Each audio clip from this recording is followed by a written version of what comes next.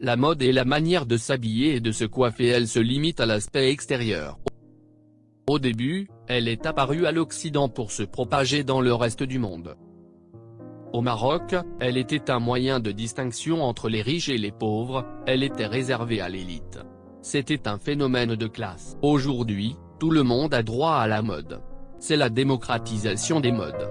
Elle est devenue un phénomène de masse à cause de l'imitation et la contrefaçon. Pour le jeune, le plus important est de suivre la mode peu importe la qualité du produit. Mais, quelquefois il devient repoussant, répugnant, bizarre et blesse l'œil, en s'habillant d'une manière qui touche la religion, mœurs et culture.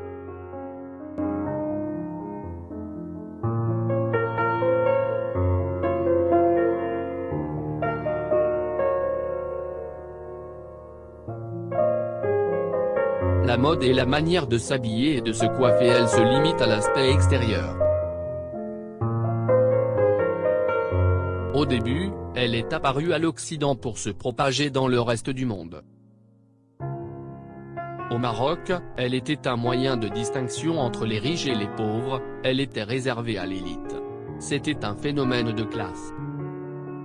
Aujourd'hui, tout le monde a droit à la mode. C'est la démocratisation des modes. Elle est devenue un phénomène de masse à cause de l'imitation et la contrefaçon.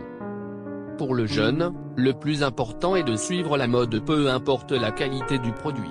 Mais, quelquefois il devient repoussant, répugnant, bizarre et blesse l'œil, en s'habillant d'une manière qui touche la religion, mœurs et culture.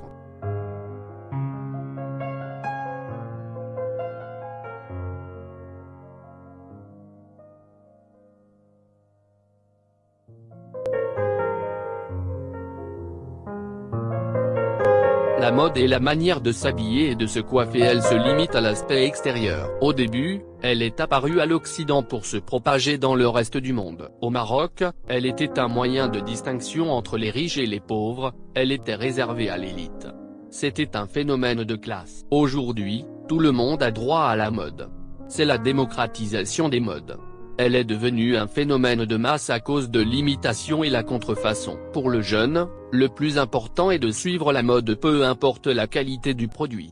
Mais, quelquefois il devient repoussant, répugnant, bizarre et blesse l'œil, en s'habillant d'une manière qui touche la religion, mœurs et culture. À mon avis, à quoi sert de suivre une mode qui se démode? Le jeune doit avoir un esprit critique, pas faire du suivisme aveugle.